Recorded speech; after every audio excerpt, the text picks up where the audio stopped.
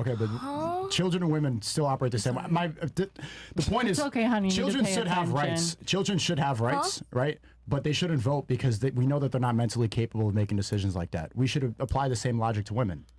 You know, just because everybody should be treated in a nice way, we should be respectful to everybody. Age doesn't mean doesn't negate gender doesn't negate age. Like once everyone's 18, you can vote. But the same way that you say the mental immaturity of a child applies to how much rights they should have, the reason that children don't vote, we should take the mental immaturity of women and apply that to voting as well. And so you think that men are more mature than women? Yeah, I was like, so psychologically, when you look at data, like you see that women are emotionally and intellectually normally more mature than men. So should men have to wait longer to vote? Where is that? What study is that? You can really look it up. Yeah, I was like, you can really look that up. Like, I would look that up. Ways, though? How do you define mentally and emotionally mature? Really? Yes. Even like just life-wise, work-wise, I feel like women 45. Get their shit together before men do.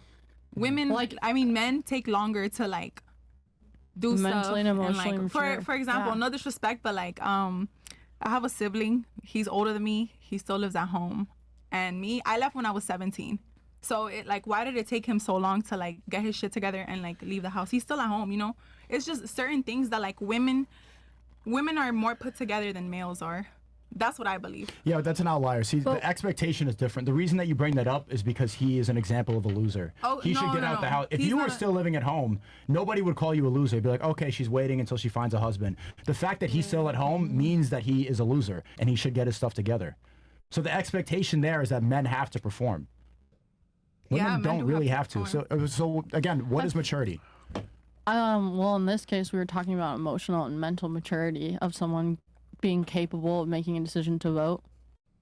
Emotional maturity. If women bleed once a month and are manipulated by their emotions and their bodily functions, how are they going to be consistently emotionally mature? I think that's just hormones. I don't really think that can like negatively affect all of your decision making. It does though. I think it can affect your decision making. I don't think it affects your decision making like to not be able to follow rules or like not be able to drive a car or like forget how to do things. Like I think, hormonally you can have things happen to you and you maybe make like decisions more emotionally, but it doesn't make you unable to make a decision. But it does make women more capable of making an emotional decision and operating based off hormones.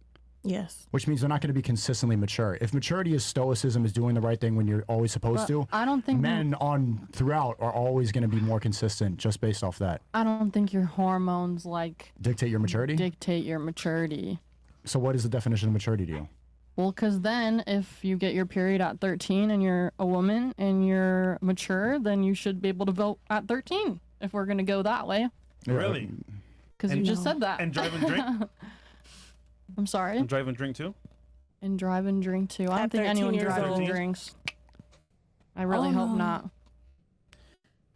What was the topic again? It was if men and women are equal. So why, if men and women are not equal and everybody understands that, why should we have equal rights if we're not equal?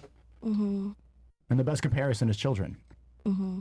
Yeah, like being able to be a dad. I feel like me personally, that's the only way that men and women aren't equal in the choice of, okay, I can have a kid right now. If I decide to have a kid and you don't want the kid, you don't have a choice. I can take you to court and you got to pay me.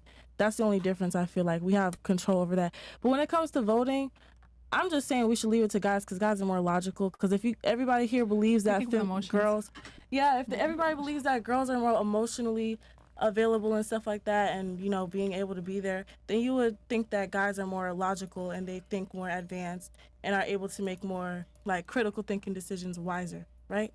Or is it just me?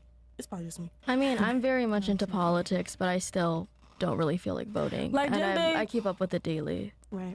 I'll let my man do it for us. Yeah, like at the end of the day, I'm going to be like, who are you going to vote for? And he's going to be like, oh, I'm going to vote for this person. Okay, I'm going to vote for them. I mean, proof of that is 70% of American female voters voted for Joe Biden, and I think over half of them now regret it. So it shows how easily manipulated they are. Too, and it was all and now you're a Trump supporter because you were told Trump is evil.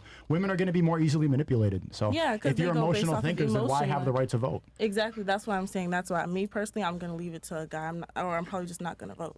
But also, since women control the the dating market or the sex market, a lot of guys, or especially a lot of younger guys, they will end up doing what those women want them to do. So, for example, the women who are passionate about BLM or Pride or anything like that, they'll go ahead and support more liberal views of things. So now the statistics of male voters who vote liberal are going up rather than